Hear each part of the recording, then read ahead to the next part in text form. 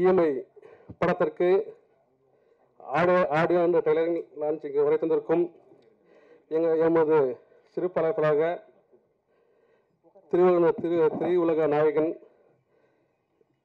அன்னார் கே பாக்கியராஜ் அவர்களும், இயக்குனர் திரு ஆர் உதயகுமார் அவர்களும், இயக்குனர் திரு பேரரசு அவர்களும், தயாரிப்பாளர் PL தேனப்பன் அவர்களும், இயக்குனர் திரு எழில் அவர்களும், இயக்குனர் ஆர் வெங்கடேசன் அவர்களும், இயக்குனர் SR பிரபகன் அவர்களும், இயக்குனர் திரு அரவிந்த்ராஜ் அவர்களும், திருமதி நடிகை தேவன் அவர்களும் உரை தந்திருக்கு முதல் நன்றியை தெரிவித்துக் கொள்கிறேன். இஎம்ஐ என்பது எந்த விதமான இதற்கு ஒன்று பிளஸ் ஆர் மைனஸ். அவர்களை அன்போடு பேச அழைக்கிறோம்.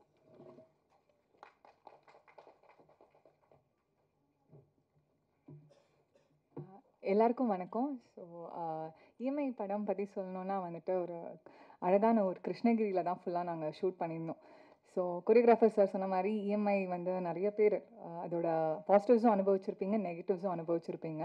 இந்த படம் மெயினாக வந்துட்டு இஎம்ஐயோட நெகட்டிவ்ஸ் வந்துட்டு கொஞ்சம் காமிச்சிருக்கோம். ஐ திங்க் இது வந்து ஒரு விழிப்புணர்ச்சியாகவே இருக்கும் நிறைய பேருக்கு பார்க்குறப்போ. பிகாஸ் எல்லாருமே எந்த அளவுக்கு நம்ம ஆசைப்படுறோன்னு ஒன்று இருக்குது, எந்த அளவுக்கு நம்மளால் பண்ண முடியும்னு ஒன்று இருக்குது. ஸோ இந்த படம் வந்துட்டு ஆசைப்படலாம், பட் அதுக்கான கொடுக்கலும் அதில் இருக்கணுன்றது வந்து இந்த படம் வந்து சொல்லும். So mostly negatives of EMI வந்துட்டு இது படம் காமிக்கும். ஸோ உங்களுக்கு தெரிஞ்ச சர்க்கிளில் யாராச்சும் வந்துட்டு அவங்க ஃபேமிலி வந்து கஷ்டப்படுறாங்க அப்படின்லாம் இருந்துச்சுன்னா இஎம்ஐனால் நீங்கள் இந்த படத்தை போயிட்டு அவங்களுக்கு ஒரு விழிப்புணர்ச்சி கொடுக்கலாம். ஸோ அந்த மாதிரி ஒரு நல்ல படம் இது, நல்ல ஒரு கண்டென்ட். சதாசிவம் சார் வந்து எனக்கு இந்த கண்டென்ட் சொல்கிறப்போ எனக்கு ரொம்ப பிடிச்சிருந்துச்சு. ஸோ அதுக்கேற்ற மாதிரி சாருமே நிறைய ஹார்ட் ஒர்க் போட்டிருக்காரு இந்த படத்தில். ஸோ கண்டிப்பாக உங்கள் ஃபேமிலி அண்ட் ஃப்ரெண்ட்ஸ் எல்லாரையும் கூட்டிகிட்டு போயிட்டு இந்த படத்தை பாருங்கள், சப்போர்ட் பண்ணுங்கள். And thank you to all the media people வந்து எங்கள் படத்தை எங்களோட ஆடியோ லான்ச்க்கு வந்து சப்போர்ட் பண்ணதுக்கு. அண்ட் இவ்வளோ எஸ்டீம் கெஸ்ட்டுக்கு நடுவில் உட்கார்ந்து நினச்சா ஐ எம் ஸோ கிரேட்ஃபுல். நான் ஆக்சுவலி ஒரு பெரிய ஃபேன் வந்துட்டு பாக்யராஜ் சாரோட ஃபேன், பேரரசு சாரோட ஃபேன், அண்ட் தேவயானி மேம் எல்லாருக்கும் பயங்கரமான ஃபேன். அண்ட் பேரரசு சார் வந்து எனக்கு அப்பாவாக நடித்தது வந்துட்டு I feel so blessed for that. And இந்த ஆப்பர்ச்சுனிட்டி கொடுத்ததுக்கு Sadasivam sir thank you so much. And producer sir thank you so much to support. Thank you. Thank you ma'am. அடுத்தபடியாக 90s கிட்ஸ் எல்லாருக்குமே ரொம்ப ஃபேவரட்டான காமெடியன் இவர். அண்ட் ஒரு நல்ல அன்பு உறவுகளுக்கு இந்த பிளாக் பாண்டியன் பணிவான வணக்கங்கள். எத்தனை பேருக்கு இந்த இஎம்ஐ கனெக்ட் ஆகிருக்குன்னு தெரியாது. கண்டிப்பாக இங்கே இருக்க எல்லாருமே வந்து இஎம்ஐ வாங்கியிருப்பீங்கன்னு ஒரு பெரிய நம்பிக்கை இருக்குது. கை தூக்கலாமா? அப்போ யாருமே இஎம்ஐ இல்லைண்ணா. எனக்கு இந்த படம் எப்படின்னா பல இஎம்ஐயை கட்டுறதுக்கு ஹெல்ப் பண்ணிச்சு. அதுக்கு மலையன் சார் தேங்க்ஸ் சொல்கிறேன். இல்லை, பொதுவாக ஒரு படத்துக்கு பேமெண்ட் வாங்குறது இருக்குல்ல, அது சான்ஸை வாங்குறது வர பெரிய கஷ்டம். இந்த சான்ஸ் கூட ஈஸியாக கிடச்சிரும். ஆனால் இந்த பேமெண்ட் வாங்குறது இருப்பாருங்க. நானும் இந்த 26 வருஷமாக நடிச்சிட்டு இருக்கேன். சைல்டு ஆர்டிஸ்ட்லேருந்து தயாரிக்கிற எல்லாருமே நாங்கள் படம் பண்ணுறோம், நீங்கள் சம்பளத்தை இவ்வளோ வாங்கிக்கங்கன்னு சொல்லுவாங்க. ஆனால் முழுசாக கொடுக்கறது ஒரு சில பேர் மட்டும் தான். அதில் எங்களுடைய ப்ரொடியூசர் மலையன் சாருக்கு ரொம்ப நன்றி. அது யாரையும் குறை சொல்கிறதுக்கே கிடையாது. முதல்ல முக்கியமாக என்னுடைய திரை கடவுளுக்கு மேடையில் இருக்கக்கூடிய தெய்வங்களுக்கு ரொம்ப நன்றி. எங்களை ஒரு படத்தை வந்து சப்போர்ட் பண்ணுறதுக்கு முன்னாடி நிற்கிற எங்களுடைய, ஏன்னா இந்த பொறுப்பு எல்லாருக்குமே இருக்குன்னு நினைக்கிறேன். சார் இதை நான் பேசலாமான்னு தெரியாது, ஆர் உதயகுமார் சார் சொல்லிட்டு போயிட்டாங்க. நிறைய இடத்துல பேசணும்னு ஆதங்கம் இருக்கும். ப்ரெஸ் முன்னாடி எப்படி பேசுறது, ஒன்று சொன்னால் எதாவது, இப்போ நான் நிறைய ப்ரெஸ்ஸில் பேசும்போது பார்த்தீங்கன்னா எதாவது ஒன்று சொல்லியிருப்போம், அதை மாற்றி சொல்லி போட்டுற மாதிரி ஒரு ஃபீல் இருக்குது. ஏன்னா நிறைய பேர் முன்னாடி வந்து எதாவது சொல்லிட்டோமா, எதாவது மாற்றி சொன்னால் முன்னாடி ஒருத்தர் எழுதி அது வாய்ப்பு கிடைக்கும். இப்போ எழுதுறதுக்கோ எதையோ ஒன்று போட்டு மாற்றி தான் சொல்கிறாங்க. சமீபத்தில் ஒரு இன்டர்வியூவில் நான் பேசாத ஒரு விஷயத்த சொல்லி ஒருத்தர் ஒரு 10-20 கால் எனக்கு ஃபோன் பண்ணுறதுக்கு ஆச்சு. ஏன்னா நெகட்டிவாக போட்டால் தான் உங்களை பார்க்குறாங்கன்னு சொல்லி ஃபோனில் சொல்கிறாங்க. அந்த மாதிரிலாம் இருக்குது. ஸோ எப்படி ஒரு இயக்குநர்களுக்கும் தயாரிப்பாளருக்கும் ஒரு படத்தை திரையுலகத்தை சரியாக வழிநடத்துறதுக்கு ஒரு முக்கிய பங்கு இருக்கோ, நம்முடைய பத்திரிகையாளரும் உங்கள் பாதம் தொட்டு கேட்டுக்கிறேன், உங்களுக்கும் அந்த பங்கு இருக்குது. பார்த்து எழுதுங்க, பார்த்து செய்யுங்க. ஆர் உதயகுமார் சார் சொல்லிட்டு போனாங்க. எனக்கு இப்போ கூட பேரரசன் ஒரு ரெக்வஸ்ட் மாதிரி தான் கேட்டேன், வேண்டுகோள், ஒரு ஆதங்கம் தான். ஏன்னா இதுக்கு முன்னாடி ஒரு படம் நடிச்சிருந்தேன். 40 படங்கள் கிட்டத்தட்ட வெளியே வர வேண்டிய போராட்டங்கள் இருக்குது. அதில் ஒவ்வொரு படமும் வரும்போது எனக்கு ஒரு திருவிழாவாக ஃபீல் ஆகுது. ஒரு ப்ரொடியூசர் நடித்த எனக்கு சம்பளம் வாங்கின எனக்கே இவ்வளோ இருக்குன்னா அந்த படத்தை தயாரித்த தயாரிப்பாளர்களுக்கு எவ்வளோ பெயின் இருக்கும், எவ்வளோ கனவுகள் இருக்கும், டைரக்டருக்கு எவ்வளோ விஷயங்கள் இருக்கும்னு ஆசையாக இருக்கும். அவங்க எப்படியாவது இந்த படத்தை வெளியே கொண்டு வந்துடணுமே அப்படின்ட்டு. நிறைய பேர் கேட்பேன், பாண்டி என்ன சமயத்தில் நடிக்கலையானுவாங்க. ஐயோ நடிச்சுக்கிட்டு தாங்க இருக்கேன், படங்கள் தயாரிப்பாளர் வெளியே கொண்டு வரணும். அந்த ஆப்ளிகேஷனை இப்பயும் இயக்குனர் சங்கத்துக்கு முன்னாடி வைக்கிறேன். ஏன்னா தயாரிப்பாளர்களும் இயக்குனரும் சேர்ந்து மட்டும்தான் இந்த இண்டஸ்ட்ரியை காக்க முடியும். மற்ற எல்லாருமே வேலை பார்க்குறவங்க தான். ஏன்னா கிரியேட்டர்ஸ் அவங்க தான். ஒருத்தர் கிரியேட்டர் நம்பி ஒருத்தவங்க பணம் போடுறாங்க. அந்த ப்ரொடியூசருக்கு உண்மையிலே சொல்கிறேன் சார், ரிலீஸ் பண்ணுறதுக்கு வழிகள் இல்லாமல் ரொம்ப கஷ்டப்படுறாங்க சார். ஒவ்வொரு ப்ரொடியூசர்ஸுமே முடிச்சிடுறாங்க. இப்போ புது தயாரிப்பாளர் இருக்காங்க, நம்ம தயாரிப்பாளரும் இயக்குனர் சங்கமும் சேர்ந்து ஒரு கமிட்டி ஒன்று ஃபார்ம் பண்ணி ஒரு படத்தை எப்படி ப்ராப்பராக ரிலீஸ் பண்ணலாம், ஒரு ப்ரெஸ் மீட் இப்படி ஒரு இந்த வழியில் இத்தனை தியேட்டர்ஸ் ரிலீஸ் பண்ணால், ஏன்னா கிட்டத்தட்ட 25 லட்ச ரூபா அந்த தயாரிப்பாளர் இழந்திருக்காங்க. தனிப்பட்ட முறை போங்க சார், இண்டஸ்ட்ரியை வேணாம் சார் அப்படின்னு அந்த ப்ரொடியூசர் போயிட்டார். ஸோ அந்த மாதிரி எந்த தயாரிப்பாளருக்கும் நடக்கக்கூடாது. நீங்கள் நினச்சிங்கன்னா இந்த கமிட்டியை கரெக்டாக ஃபாலோ பண்ணி அவங்களுக்கு அந்த படத்தின் மூலிமா ஒரு பெரிய வருவாய் எடுத்து ஒரு சங்கத்துக்கு வருமானம் வரலுக்கு கூட செஞ்சிங்கன்னா கைட் பண்ணுறதுக்கு இங்கே ஆள் இல்லை சார். இந்த வழியில் ரிலீஸ் பண்ணுங்கள். இத்தனை படங்கள் ரிலீஸ் ஆச்சுன்னா அது சிறு தயாரிப்பாளர்கள் தான் 80% ஆஃப் இண்டஸ்ட்ரியில் எல்லாருக்கும் வேலை கொடுக்கறது. 10% வந்து ஒரு 10 to 20% மட்டும் தான் பெரிய படங்கள் நடக்குது. இப்போ நான் பெரிய படங்கள் நடிச்சிட்டு இருந்தேன். இப்போ பெரிய படத்தில் திருப்பி விஜய் படத்திலே திருப்பி நடிக்க முடியுமானா வாய்ப்பு இல்லை. ஏன்னா இப்போ சார் சொன்ன மாதிரி பார்க்கறதுக்கு கூட ஃபோன் பண்ணுறதுக்கு கூட வழிகள் இல்லாமல் இருக்குது. ஒரு இயக்குனரையோ தயாரிப்பாளர் ரீச் பண்ணுறதுக்கு ரொம்பவே கஷ்டமாக இருக்குது. ஸோ அப்போது ஒரு முக்கியமான விஷயம் என்னென்னா, இது எல்லாத்தையும் அணுகக்கூடிய இது கிடையாது. எங்கேயோ ஒரு ஓட்டம் இருக்குது. அது யாரையும் தயாரிப்பாளர் தப்பு கிடையாது, இயக்குநர்கள் தப்பு கிடையாது, டெக்னீஷியன்ஸ் தப்பு கிடையாது, பத்திரிகையாளர் தப்பு கிடையாது, யாருமே தப்பு கிடையாது. ஆனால் எங்கேயோ ஒரு ஈகோன்ற ஒரு ஓட்டம் இருக்குது. அதை அடைச்சி அதை கண்டுபிடிச்சி அதுக்கு ஒரு சரியான தீர்வு எடுத்திங்கன்னா சரியாக இருக்கும். இதில் நடிகர் சங்கமும் இணைஞ்சு செய்யணும்னு ஒரு வேண்டுகோள் வைக்கிறேன். என் வயசுக்கு மீறிய ஒரு வார்த்தை தான். ஆனால் நிறைய படங்கள் நிறைய தயாரிப்பாளர் பின்னாடி கஷ்டப்பட்டுட்டு இருக்காங்கன்னு ஒரு வழியில் தான் இந்த விஷயத்தை பதிவு பண்ணுறேன். அதனால் இன்னொன்று, சதாசிவம் சாரை பற்றி சொல்லி ஆகணும். இப்போ 3 நாள் முன்னாடி வரைக்கும் சார் இந்த படத்துக்கு நம்ம ப்ரமோஷன் பண்ண சார், என்ன விதத்தில் சொல்லுங்கள் சார், எல்லா இடத்துலையும் கூட நிற்போம், என்ன வழியில் போவோம், காலேஜாக போவோம், எங்கே போனாலும் போகலாம், எத்தனை பேரை பார்க்கணும் சொல்லுங்கள், உங்களுக்கு கூட நிற்கிறோம். ஏன்னா அப்படி ஒரு டீம். ஒரு கோடைரக்டர் சார்லாம் இருக்கார், Kumar sir, Francis sir, cameraman, அப்படி ஒரு டீம்.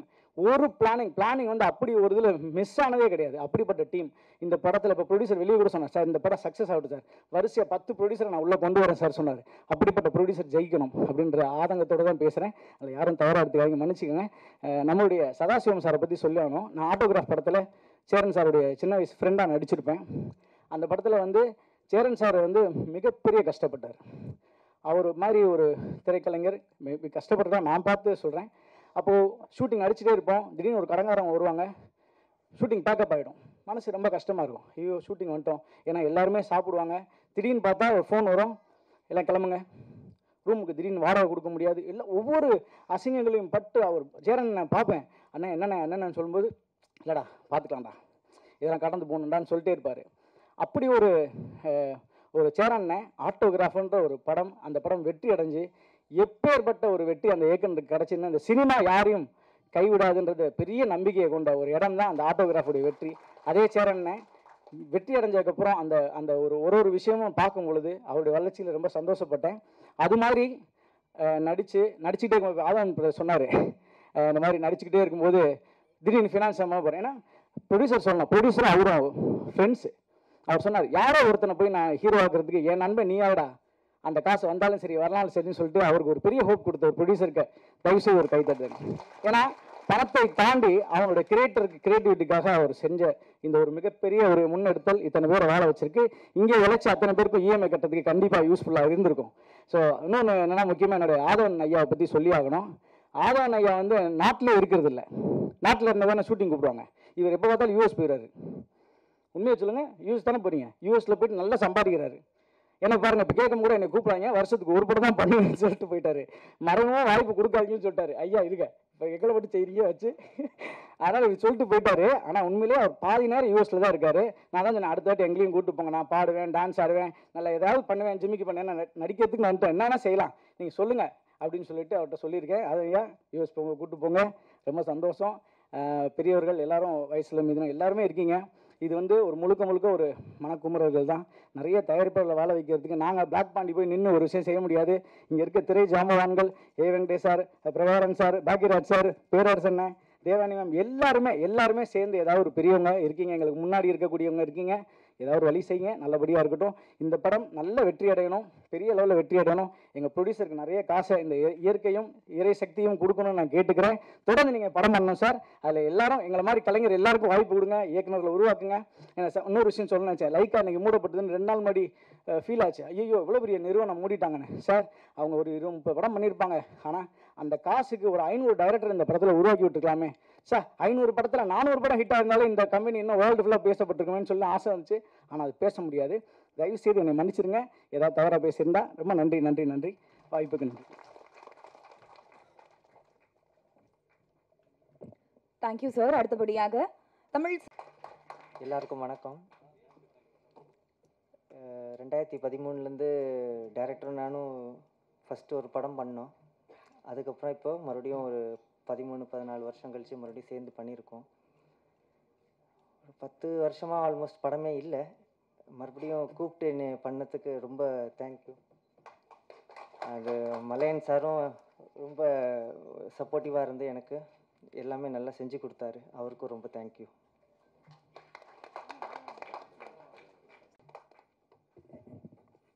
தேங்க்ஸ்மா. வாழ்த்து வந்த அனைத்து நல்ல உள்ளங்களுக்கும் என்னோட மாலை வணக்கம். இப்போ இயக்குனர்ஸில் வந்து இதுக்கு நடுவில் நான் உட்காந்துருக்கேன். இப்போ தேவானி மேடம் கூட டைரக்டர் ஆகிட்டாங்கன்னு சொன்னாங்க. என்னோட மனமார்ந்த வாழ்த்துக்கள்.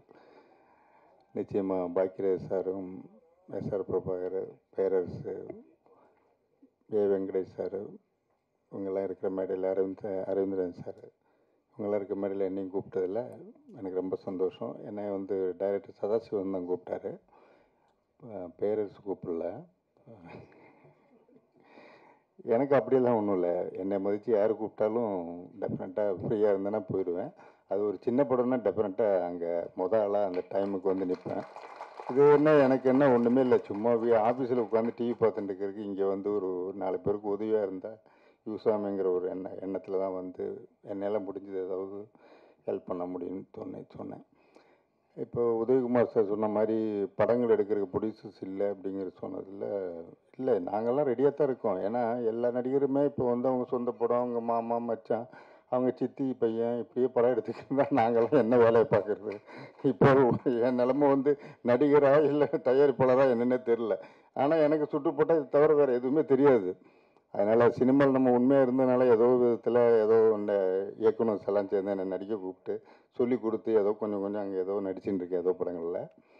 நாங்களாம் ரெடியாக தான் இருக்கோம் படம் எடுக்கிறதுக்கு. நல்ல கண்டென்ட் கிடைக்கல. கண்டென்ட் கிடைச்சா டெஃபினட்டாக நான் இப்போ கடைசியாக எடுத்த படம் பேரன்பு மம்முக்கா வச்சு பண்ணேன்.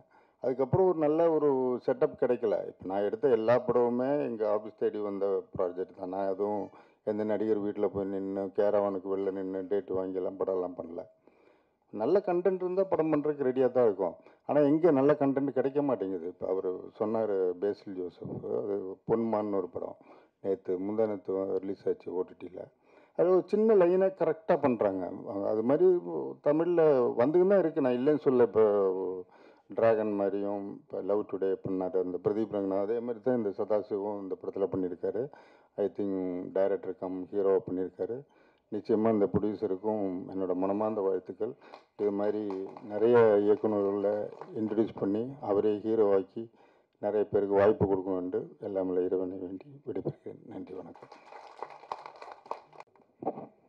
மேடையில் வீற்றிருக்கும் திரைக்கதை மன்னன் அருமை அண்ணன் பாக்யராஜ் சார் அவர்களே, தயாரிப்பாளர் தேனப்பன் அவர்களே, படத்தின் கதாநாயகி அவர்களே, அன்பு சகோதரி தேவயானி மேடம் அவர்களே, பிரபாகரன் அவர்களே, நண்பர் வெங்கடேஷ் அவர்களே, ஒரு நல்ல விஷயம் என்னங்கிறது தெரிஞ்சது எல்லாரும் பேசும்போது. தயாரிப்பாளர் யாருக்குமே இஎம்ஐ சொல்லாமல் காசை கொடுத்துருக்காரு.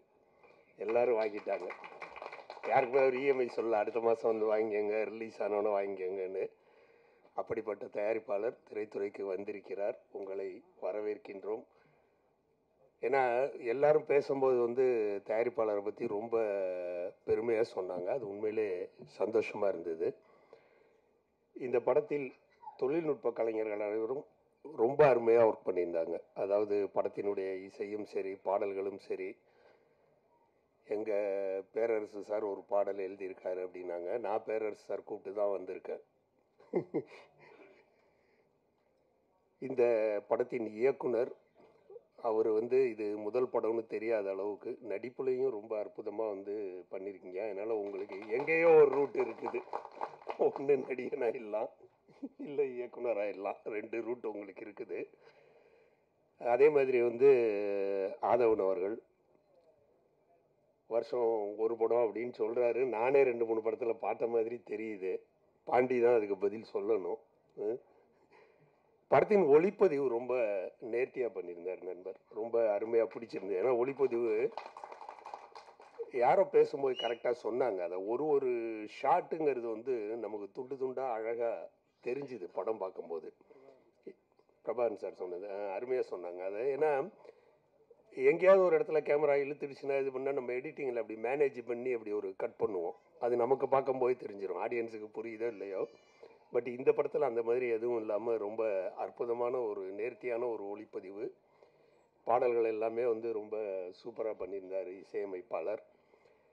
ஒரு நல்ல தயாரிப்பாளர் கிடைத்து விட்டால் நல்லபடியாக பண்ணலாங்கிறதுக்கு இந்த இஎம்ஐ படம் வந்து ஒரு உதாரணம். அதோடு இல்லாமல் சமுதாயத்தில் இருக்கின்ற ஒரு மறைமுகமான ஒரு பிரச்சனை இந்த இஎம்ஐங்கிறது. ஏன்னா அது இஎம்ஐ போடுறதுக்கு நீங்கள் அதை சீனில் சொல்லியிருக்காரான்னு தெரில. கடைக்கு போயிட்டோன்னா 10 பேங்க்லேருந்து வருவோம். ஒருத்தர் நம்மளை அப்படியே பார்த்துக்கிட்டே ஃபாலோ பண்ணிகிட்டே வருவாங்க. சார் நம்ம இதில் போடுங்க சார், அங்கே போனீங்கன்னா 8% சார், நம்மளது வந்து இன்ட்ரெஸ்டே கிடையாது சார், பேப்பருக்கு மாத்திரம் கொஞ்சம் செலவாகும் சார்னு. பேப்பர் வாங்குறதுக்கு என்ன செலவாகுது அப்படின்னு பார்த்தீங்கன்னா 800 ரூபா 900 ரூபான்னு. பேப்பர் அவ்வளோக்கா வாங்குகிறோம். நம்ம பண்டில் கதை எழுதுறதுக்கு கூட அவ்வளோ பேப்பர் வாங்க மாட்டோம். அது மாதிரி இஎம்ஐயில் பார்த்தீங்கன்னா ரொம்ப சுவாரஸ்யமான நிறைய நல்ல விஷயங்கள் இருக்குது. அதனால நிறைய பேர் பாதிக்கப்படுறாங்கங்கிறது வந்து 100% உண்மை. ஏன்னா வந்து கண்ணுக்கு முன்னாடி அது ஒரு கலர் கனவாக நமக்கு தெரியுது. பார்க்கும்போது வந்து ரொம்ப ஈஸியாக தெரியறதுனால எல்லாருமே இஎம்ஐ போட்டு எல்லாத்துலேயும் ரொம்ப ஈஸியாக இது பண்ணிடுறோம். அது ரொம்ப அழகாக காட்டியிருந்தார் அந்த பைக் சீன்லேயே. அந்த இது நல்லா இருந்தது. இஎம்ஐயில் அவர் பாதிக்கப்பட்டிருக்காரான்னு எனக்கு தெரியல. டைரக்டர் இஎம்ஐயில் பாதிக்கப்பட்டிருக்காரான்னு தெரியல. ரொம்ப நல்ல ஒரு கருத்தை வந்து கொண்டுகிட்டு வந்து சொல்லியிருக்காரு. அப்புறம் திரைப்படத்தை பற்றி எல்லாருமே இந்த மேடையில் நிறையா பேசினாங்க. நல்ல படம் எடுக்கிறதுக்கு நான் தயாராக இருக்கேன்னு நம்ம ப்ரொடியூசர் கேரண்டி கொடுத்துட்டு போயிட்டாரு.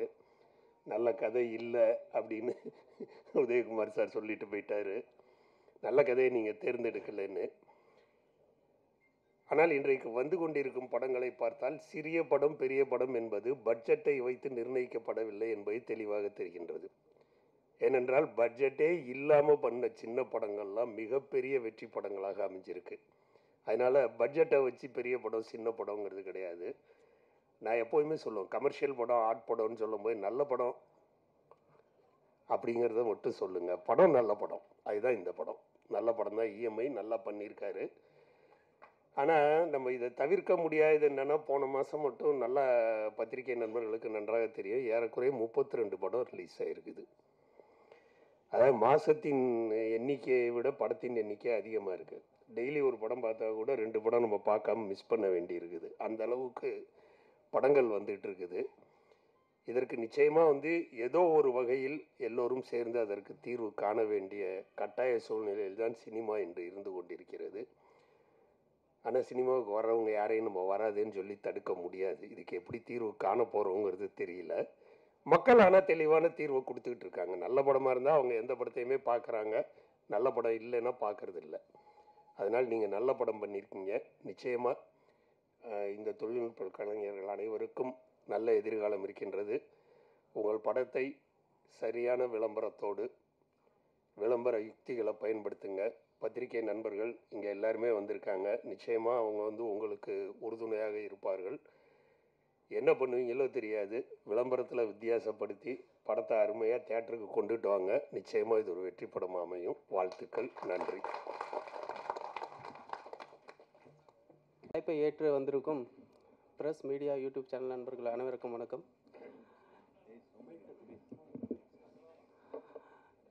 சிறப்பு விருந்தினர்களாக எங்களை வாழ்த்த வந்திருக்கும் திரைக்கதை திலகம் இயக்குனர் கே பாக்யராஜ் சார் அவர்களுக்கும், இயக்குனர் ஏ வெங்கடேஷ் சார் அவர்களுக்கும், இயக்குனர் அரவிந்த்ராஜ் சார் அவர்களுக்கும், இயக்குனர் எஸ்ஆர் பிரபாகரன் சார் அவர்களுக்கும், என்னுடைய மதிப்புமிக்க ஆசான் இயக்குனர் பேரரசர் அவர்களுக்கும் எனது நன்றியை தெரிவித்துக் கொள்கிறேன். அதுக்கும் மேலே என்னுடைய டெக்னீஷியன் அனைவருக்கும் என்னுடைய நன்றியை தெரிவிச்சுக்கிறேன். சார் சொன்ன மாதிரி நான் இந்த இஎம்ஐ கான்செப்ட் ஏன் செலக்ட் பண்ணேன்னா, ஒரு 2-3 ஸ்கிரிப்ட் திங்க் பண்ணோம். சரி இது பண்ணலாமா இது பண்ணலாமான்னு திங்க் பண்ணிகிட்டு இருக்கும்போது நான் ஒரு இடத்துல உட்காந்துட்டு இருந்தேன். அந்த இடத்துல என் பக்கம் உட்காந்துட்டு ஒரு கால் வந்துகிட்டே இருந்தது. அவரும் சைலண்டில் போடுறது, அவர் ரியாக்ஷனே வேறு மாதிரி இருந்தது. ஏன் சார் பேசுங்க, ஏன் அந்த மாதிரி ஏன் அட்டன் பண்ணல அப்படின்னு கேட்டால், இல்லை சார் வேணாம் சார் அப்படின்னாரு. அதான் ஏன் அப்படின்னு கேட்டால், அவன் இஎம்ஐ லோன், கார் லோனுக்காரன் அவனுக்கு கால் பண்ணிட்டே இருக்காப்புல. அது அட்டன் பண்ணி சொன்னால் மறுபடியும் கால் பண்ண மாட்டாங்களே, ஏன் நீங்கள் அட்டன் பண்ண மாட்டேறீங்க அப்படின்னு கேட்டேன். சரி நான் இது எதாச்சியாக நடந்தது. அவங்க அண்ணன் தம்பிங்க 2 பேர், பிரச்சனை 2 பேருக்கும். அவங்க ரிலேஷன் ஃபங்க்ஷனுக்கு போகிறாங்களாம், கல்யாணத்துக்கு போகும்போது அவங்க அண்ணன் காரில் போகிறாரு, தம்பி 2 வீலரில் போகிறாரு ஃபேமிலியோட. அப்போது தம்பி ஒய்ஃப் அங்கே போய் இறங்கும்போது கௌரவமாக இருக்கும் இல்லைங்களா காரில் போகும்போது.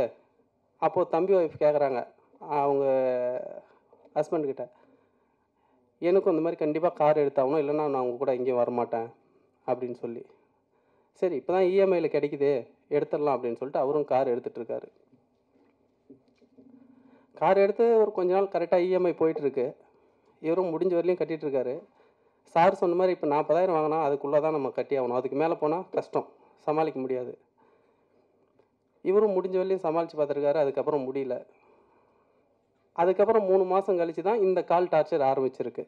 அது அப்போ தான் சொன்னார் அவர் எனக்கு, இந்த மாதிரி கார் எடுத்துட்டேன் சார், என்னால் இப்போ இஎம்ஐ கட்ட முடியல, அவங்க டார்ச்சரும் என்னால் தாங்க முடியல, அதனால தான் ஃபோன் எடுக்கிறதுக்கே எனக்கு பயமாக இருக்குது அப்படின்னாரு.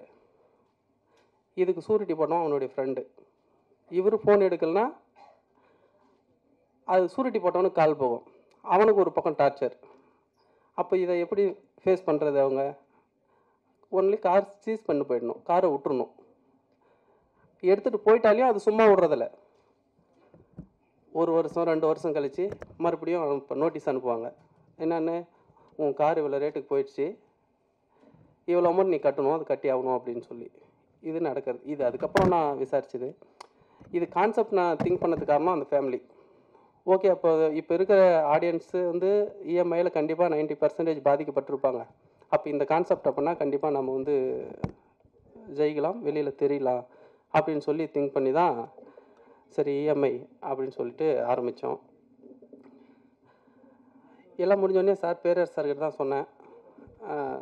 முடிஞ்சவரையும் எனக்கு படம் ஸ்டார்ட் பண்ணுறதுலேருந்து இப்போது இந்த நாள் வரலையும் சாரால் முடிஞ்சு சப்போர்ட் பண்ணிகிட்ருக்காரு எனக்கு. ரொம்ப தேங்க்ஸ் சார். ஒவ்வொரு சீஃப் கெஸ்ட் கூப்பிட்றது கூட சார்கிட்ட தான் கேட்பேன், சார் பண்ணலாமா சார் பண்ணலாமா சார் அப்படின்னு. அவர் ஒவ்வொன்றும் அவர் நேற்று நைட்டு கூட ஒரு 9 மணி இருக்கும் கால் பண்ணேன், சொன்னார். அந்த மாதிரி ஒவ்வொன்றும் எனக்கு நிறையா ஹெல்ப் பண்ணுறாரு. இந்த மாதிரி பண்ணுவாங்களான்னு தெரியல, ஏன்னா சார் பண்ணிகிட்ருக்காரு, அதனால் அவருக்கு எனக்கு ரொம்ப நன்றி. என்னுடைய ப்ரொடியூசர், என்னுடைய கிளாஸ்மேட், +2ல் +1ல் ஒன்றா படித்தோம், +2 இல்லை, முடிச்சுட்டு பல வருஷம் ஆயிடுச்சு. எப்போயாவது ஒரு முறை பேசிக்குவோம். அவர் வந்து பஞ்சாயத்து தலைவர் ஆகிட்டார். அதுக்கு வாட்ஸ்அப்பில் மெசேஜ் பண்ணுவோம், எப்போயாவது ஒரு டைம் தான், அடிக்கடி பேசுகிறதில்ல. அப்போது படம் பண்ணும்போது ப்ரொடியூசர் வேணும், நம்ம ஒரு 4 பேர் சேர்ந்து படம் பண்ணிடலாம் அப்படின்னு சொல்லிட்டு பேசிகிட்டு இருந்தோம். அந்த 4வதுல சாரும் 4 பேரில் சாரும் ஒரு ஆள் தான் அப்படின்னு சொல்லி போய் கேட்க போனேன். போன உடனே இந்த மாதிரி இஎம்ஐன்னு சொன்ன உடனே சூப்பர் பண்ணலாம் அப்படின்னாப்புல. இந்த மாதிரி 4 பேர் இல்லை 5 பேர் சேர்ந்து பண்ணலாம்ப்பா அப்படின்னு சொல்லி சொன்னேன். எவ்வளோ போட வேண்டியது வரும்னாரு. இந்த மாதிரி வர்றதில் ஷேர் பண்ணிக்க வேண்டியதா அப்படின்னா, அதெல்லாம் வேணாம், எதுக்கு 4 பேர் போட்டாங்கன்னா அவங்களுக்கு நீ ஒரு பதில் சொல்லணும், ஒரு 5 லட்சம் கொடுத்தா கூட அவங்களுக்கு நீ பதில் சொல்லணும், நீ அப்படிலாம் பண்ணாத, நானே பண்ணுறேன், நீ பண்ணு அப்படின்னு சொல்லி எனக்கு தைரியம் சொன்னார். ஃப்ரெண்ட்ஷிப்பில் நமக்கு எல்லாருக்கும் ஃப்ரெண்ட் இருக்கும் கண்டிப்பாக, ஆனால் அந்த ஃப்ரெண்ட்ஷிப் வந்து எப்போ உதவுதுன்றது யாருக்கும் தெரியாது. அந்த மாதிரி எனக்கு கரெக்டான டைமில் கை கொடுத்தாரு. நான் நடிக்கிறதா இல்லை, சார் சொன்ன மாதிரி நாங்கள் வந்து ஹீரோ தான் பார்த்துட்டு இருந்தோம். பட்ஜெட் அதிகமாக போயிட்டு இருந்தது. எங்கள் பட்ஜெட்டே கம்மி தான். ஆனால் அந்த படத்தோட பட்ஜெட்டே ஹீரோ கேட்டதுனால எங்களால் முடியல. சரி, நம்ம சின்ன பட்ஜெட்டில் பண்ணுறோம், கரெக்டாக பண்ணணும், எல்லாம் அவ்வளோ கொடுத்துட்டா திரும்பி கடன் வாங்கி பண்ண முடியாது, மாட்டி போயினா இன்றைக்கி இருக்கிற சினிமா அந்த மாதிரி இருக்குது அப்படின்னு சொல்லிட்டு பேசும்போது சார் தான் சொன்னார், பேரர் சார், சார் அப்படி பண்ணும்போது நீயே ட்ரை பண்ண வேண்டியதானே அப்படின்னு. நம்ம ப்ரொடியூசரும் என்னது நண்பன் அவரும் அதே தான் சொன்னார், நீயே பண்ணுப்பா ஏன்பா அப்படின்னு. இல்லைப்பா அது சரி வராது பார்க்கலாம் அப்படிங்கும்போது, இல்லை இல்லை நீ எதுவும் ஃபீல் பண்ணாது, தைரியமாக நீ பண்ணு அப்படின்னு சொல்லி சப்போர்ட் பண்ணார். அதுக்கப்புறம் தான் சரி ஓகே நம்மளே பண்ணிடலாம் அப்படின்னு சொல்லிட்டு பண்ணது தான் பண்ணேன். இது எதர்ச்சியாக நடந்தது தான், நான் நடிக்கணும்னு சொல்லி இது பண்ணல. அது மாதிரி ஒவ்வொரு விஷயமும் இதுவரையிலையும் செலவாகிருக்கிறது ₹1 கூட என்கிட்ட இதுவரையிலையும் கணக்கு கேட்கல என்னுடைய நண்பன். அதே மாதிரி அவருக்கு கரெக்டாக உண்மையாக நானும் நடந்துட்டுருக்கேன். இதுவரையிலையும் எனக்கு லைஃப் கொடுக்குறாரு.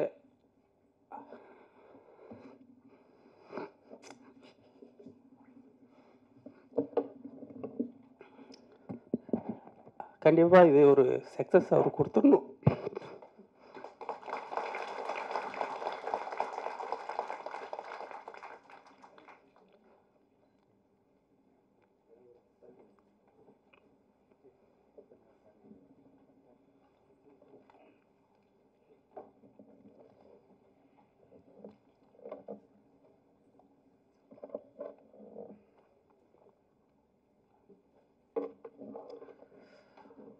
ஒவ்வொரு விஷயமும் இதுவரையிலையும் பார்த்து தான் செஞ்சுட்டு வரோம், ஒவ்வொரு செலவும். ஏன்னா அவருக்கு ரொம்ப இழுத்து விட்டுறக்கூடாதுன்னு சொல்லி. கண்டிப்பாக அந்த படத்தில் நார்மலாக பேங்க்கை பற்றி சொல்லியிருப்பாங்க, நாங்கள் வந்து காரு பைக்கு ஃபோன் வாங்குறத பற்றி தான் சொல்லியிருப்போம். ஜென்ரல் எல்லாருமே இப்போ ஒரு ஃபோன் 20,000 வாங்குறோன்னா கூட அது கண்டிப்பாக இஎம்ஐயில் தான் வாங்குவோம். ஏன் நானே என் ஃபோன் ஃபால்ட் ஆகிடுச்சு ஒரு 15 நாளைக்கு முன்னாடி. போயிட்டு ஒரு ஃபோன் எடுக்கலான்னு போனேன். ஃபோன் ரேட் சொன்னேன், சார் இஎம்ஐயில் எடுத்துக்கோங்க, உங்களுக்கு டாக்குமெண்ட் சார்ஜ் மட்டும் தான் வரும். நான் எடுத்துகிட்டு போனேன், ஒரு 20,000 எடுத்துகிட்டு போனேன். ஆனால் அவன் கட்ட விடல. என்னை வந்து நீங்கள் எந்த அமௌண்ட்டும் கட்ட வேணாம், டாக்குமெண்ட் சார்ஜ் மட்டும் ₹1,800 கட்டுங்க, ஃபோன் எடுத்துகிட்டு போங்க அப்படின்னா. சரி, அப்போ நமக்கு அந்த பணம் தான் பெருசு, விட்றா மாதம் கட்டிக்கலாம், இது என்னடான்ட்டு நமக்கு அப்போதைக்கு பணம் வேணும், அப்புறம் பார்த்துக்கலாம்னு சொல்லிட்டு வாங்கிட்டு வந்துட்டேன். இதுவும் நடந்தது தான் 15 நாளைக்கு முன்னாடி. இந்த மாதிரி கண்டிப்பாக பெரும்பாலும் அனுபவிச்சிருப்பாங்க. அதே மாதிரி ஒரு டியூ கட்டலனாலையும் அவங்க கால் பண்ணி இன்றைக்கி டியூ டேட்டு, இல்லைனா இன்றைக்கி கட்டி ஆகணும், இந்த மாதம் கட்டலாம், வீட்டான அனுபவிக்காதவங்க யாரும் இருக்க மாட்டாங்க. கண்டிப்பாக ஒரு நாள் ஒரு ஃபோன் காலாவது கண்டிப்பாக வந்திருக்கும். ஒரு அந்த மாதிரி தான் நாங்கள் கரெக்டாக அதை பேஸ் பண்ணி தான் பண்ணியிருக்கோம். கண்டிப்பாக அது எல்லாருக்கும் பிடிக்கும். நாங்கள் இஎம்ஐ எடுங்க எடுக்காதீங்கன்றதெல்லாம் நாங்கள் சொல்ல வரல, எடுத்துகிட்டு அவன் எப்படி அதை அனுபவிக்கிறான்றதான் சொல்ல வரோம். அதே மாதிரி நம்ம இப்போது இன்னுயிர் காப்போம்னு ஒரு திட்டம் இருக்குது. அதில் வந்து என்ஹெச்சில் ஆக்சிடென்ட் ஆனால் 48 மணி நேரம் ட்ரீட்மெண்ட்டுக்கு 1 லட்சம் வரையிலையும் கிளைம் பண்ணிக்கலாம். அது நம்ம தமிழ்நாடு கவர்மெண்ட்டோடைய அறிவிச்சிருக்கு. பெரும்பாலும் யாருக்கும் தெரியாது அந்த ஸ்கீமு. சரி ஓகே, எதனா ஒரு மெசேஜ் சொல்லணும், நம்ம இதை பேஸ் பண்ணி இதை கனெக்டிங்காக ஏதாவது ஒன்று சொல்லணும் அப்படின்னு சொல்லிட்டு நாங்கள் அதை சொல்லியிருக்கோம். கண்டிப்பாக இதை ஆடியன்ஸ் பார்த்தாங்கன்னா இந்த படத்து மூலிமா ஒரு 100 பேரோ 200 பேரோ அதில் வந்து பயனடைஞ்சால் எங்களுக்கு உண்மையாக ஒரு சந்தோஷம் தான். இது ஆல்ரெடி ப்ரொடியூசரும் சொன்னார், நான் அவர்கிட்ட ஸ்கிரிப்ட் சொல்லும்போது சொன்னார், பண்ணலாம்ப்பா, இதனால் மக்களுக்கு ஒன்று போய் சேருதுன்னா கண்டிப்பாக பண்ணலாம் அப்படின்னு சொல்லி சொன்னார். கண்டிப்பாக அது ஒரு மெசேஜாக இருக்கும். எல்லோரும் பார்க்குற மாதிரி தான் கண்டிப்பாக படம் இருக்குது. சப்போர்ட் பண்ண டெக்னீஷியன் எல்லாருக்குமே, பாண்டி, ஆதவன், சுரேஷ் மாஸ்டர், அவர் சார் சொன்ன மாதிரி ஒரு 2 நாள் ரிஹர்சல் போனேன். எனக்கு இதான் வேணும் அப்படின்ட்டேன்னா, இது ரொம்ப கஷ்டப்பட்டோம், இருந்தாலும் மாற்றலாம், மூமெண்ட் மாற்றலான்னு இல்லை, வேணாம் மாஸ்டர் இதே இருக்கட்டும் அப்படின்னு சொல்லி. ஏன்னா ஒவ்வொன்றும் பார்த்து தான் செஞ்சுருக்கோம். கண்டிப்பாக சப்போர்ட் பண்ணுங்கள். ட்ரைலர்லேயே தெரிஞ்சிருக்கோம். கண்டிப்பாக ரிலீஸ்க்கு முன்னாடி ப்ரெஸ் ஷோ அரேஞ்ச் பண்ணுறோம், பாருங்கள். கண்டிப்பாக உங்களுக்கு பிடிக்கும், சப்போர்ட் பண்ணுங்கள். அதே மாதிரி ஒரு சில பேர் நடிச்சிருக்காங்க, அவங்களுக்கு சால்வை போட்டு மரியாதை செஞ்சிடலாம் அப்படின்னு சொல்லிட்டு. சால்வை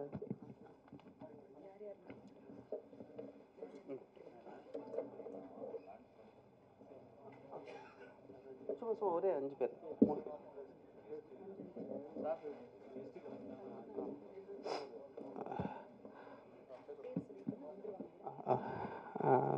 சாரி, எமோஷ்னல் தேவயானி மேம் சொல்ல மறந்துட்டேன். தேனப்பன் சாரும் சொல்ல மறந்துட்டேன். சொன்னனா இல்லையான்னு தெரியல, ஏன்னா ஒரு இதாக இருக்குது. Sorry ma'am. நாங்கள்லாம் அப்போயே உங்களை பார்த்து ரசிச்சுட்டு இருந்தோம். எங்கள் ஃபேமிலியே உங்களுக்கு fan. Thank you ma'am. Saravanan, Nandan, Giri, அப்படியே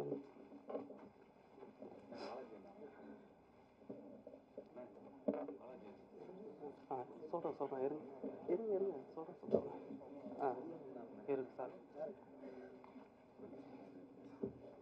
மூணு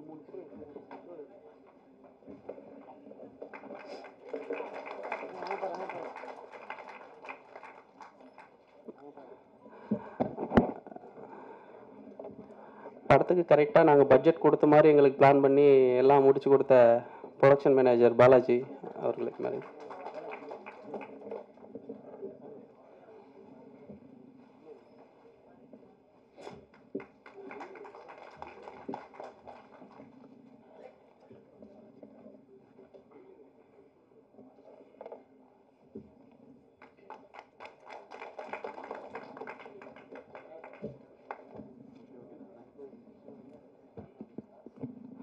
ஓகே, தேங்க்யூ. Thank you sir. இந்த